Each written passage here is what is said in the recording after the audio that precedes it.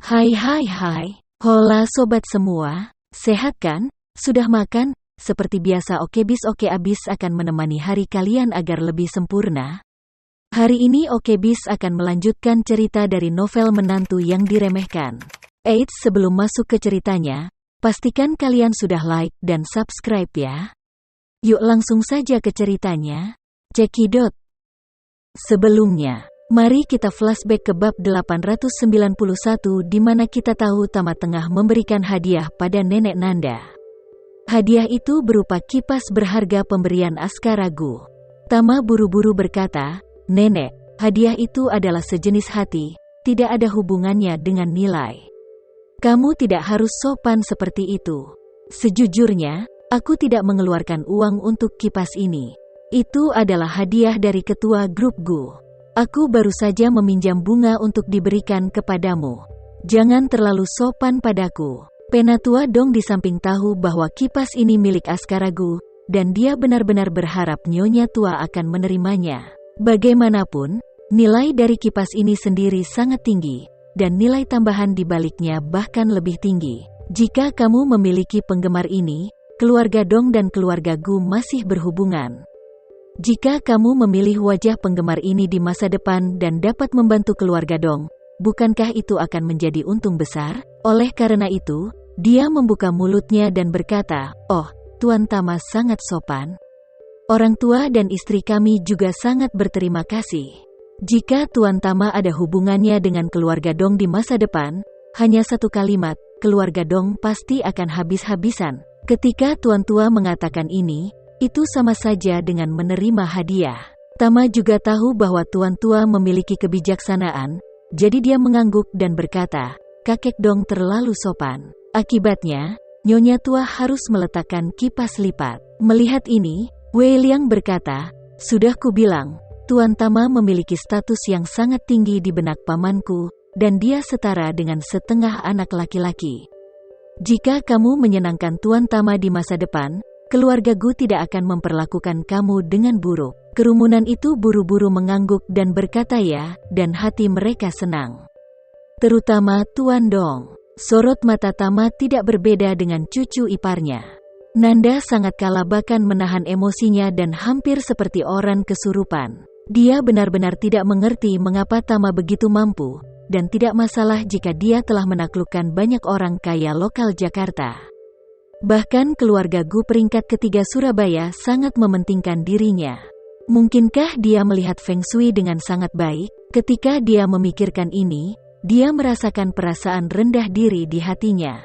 Meskipun dia adalah cucu tertua dari keluarga Dong, dan dia tidak terlihat inferior dari wanita lain, dia masih sedikit malu dibandingkan dengan seorang pria dengan potensi yang tidak ada habisnya seperti Tama, dan merasa bahwa dia benar-benar tidak pantas untuknya. Namun, dia langsung teringat pada sahabatnya Alena. Dia tidak mengerti mengapa Alena memiliki kehidupan yang begitu baik.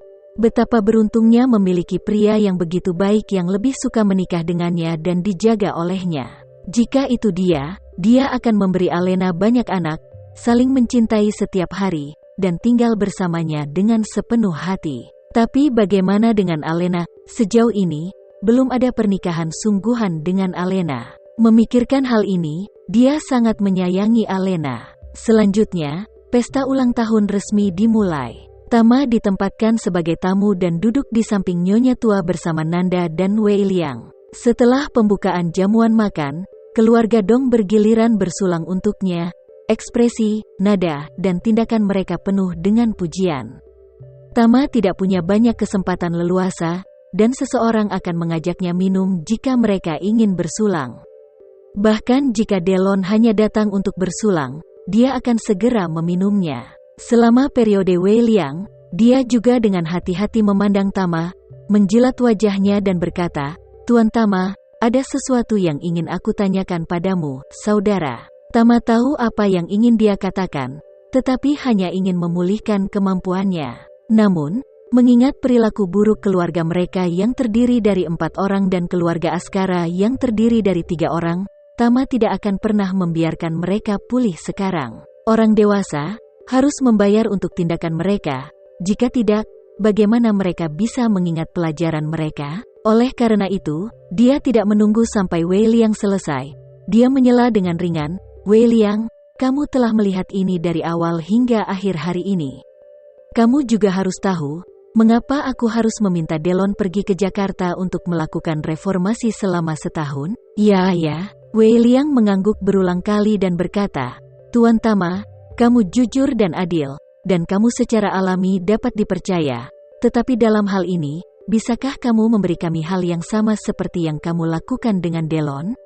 Atur waktu, agar kami memiliki harapan di hati kami. Bagaimana menurutmu?" Tama kemudian mengangguk dan berkata, "Kamu juga tahu bahwa Delon tidak melakukan kejahatan.